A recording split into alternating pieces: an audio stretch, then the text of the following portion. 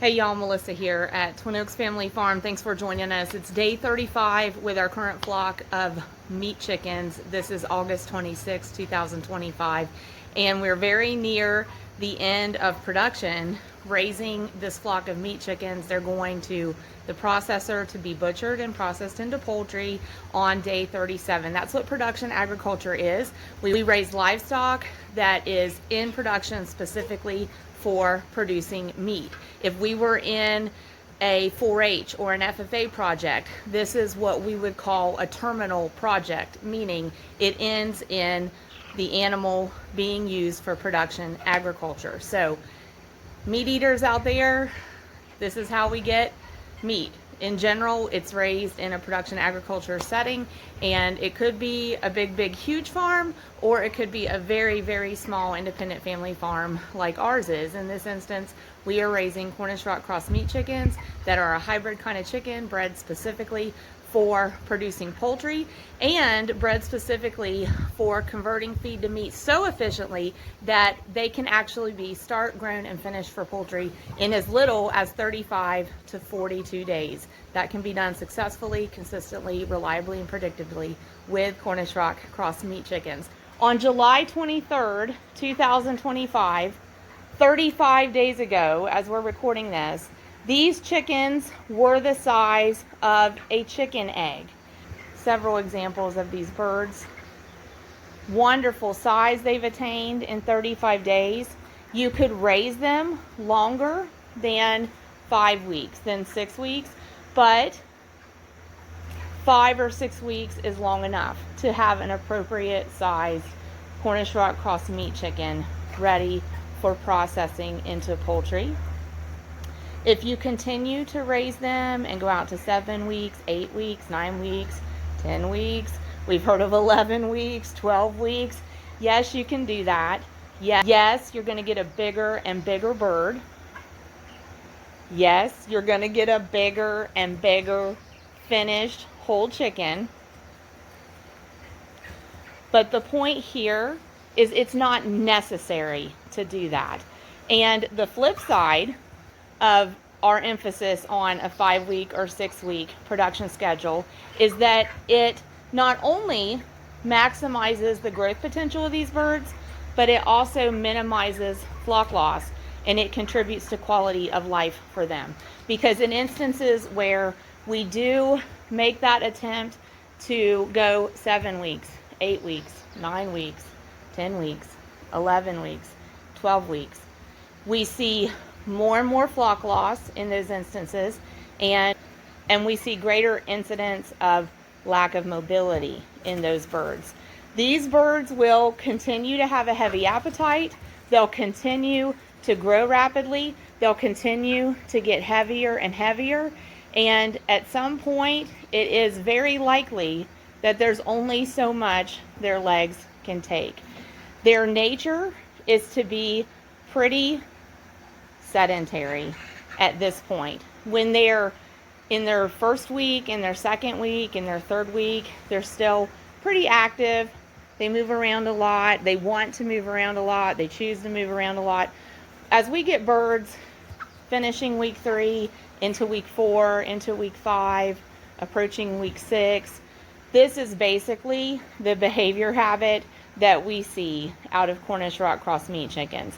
They're going to do a lot of just sitting still, and when they do move, it's going to be short bursts of standing up, stretching, flapping their wings, probably going to feed, probably manuring while they're up, and then they're going to sit back down and they're going to be resting again for a while.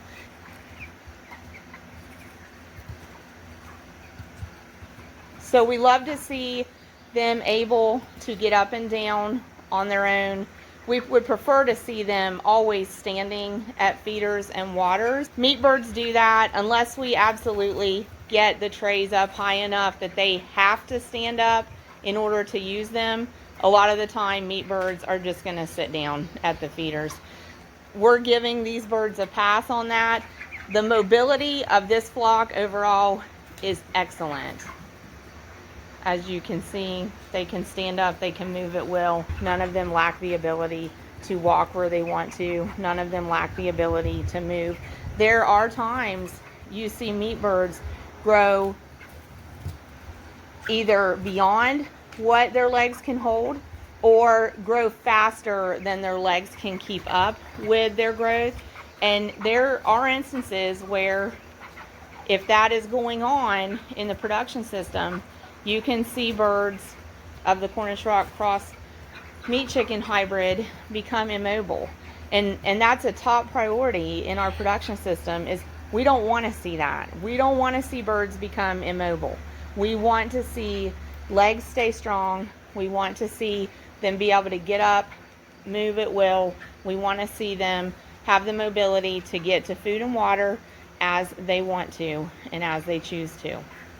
So this flock has done great, but that's a good reason that we wouldn't necessarily want to take a flock like this and keep them in production another 4 weeks. The rate of growth in this flock has allowed them to achieve a lot of their growth potential, probably has maximized the growth potential for most of the birds, and we've also minimized flock loss. You know, I don't remember exactly how many we started with, but I would say we probably started with about 230, and we are down to 222. That's not bad at all. I know ideally we don't want to see any flock loss, but reality in raising meat birds is that there typically is some flock loss. So we're really excited to have minimal, very minimal flock loss. When they do move, it's quite awkward. It's quite awkward, but that's just how they're built. That's just how they're built. They're very large in the chest because they're putting a lot of that meat into the chicken breast, and they're short in stature, so it produces this ambling, awkward kind of movement in them when they do move.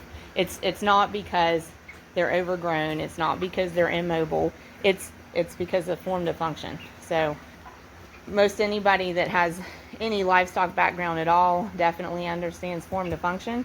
It's how animals are evaluated in the show ring, and it's really the basis of successful production agriculture. We're working with those moving pieces with the hatchery and the processor, and then we're the production part of it. So we've got to coordinate these 3 different entities with hatching, producing, and processing. So in putting those puzzle pieces together, sometimes we have to say, well, we really want 42 days, but we'll go with 37. So that's what happened in this case. And with being 37 days instead of 42, it almost kind of cuts a week off of the time we could have had for finishing them. But it's what we had to work with when we were fitting all those puzzle pieces together with hatching, production length, and processing. So we got to go with it. But really glad to see that temperatures came down to kind of match what the birds really want. We're around 70 degrees Fahrenheit. and that's it. You get like these bursts of energy, bursts of movement, a little bit of standing, and then going to food, going to water. So they're doing great, 222 of them, and we are just about 36 hours away from transporting them out to the processor.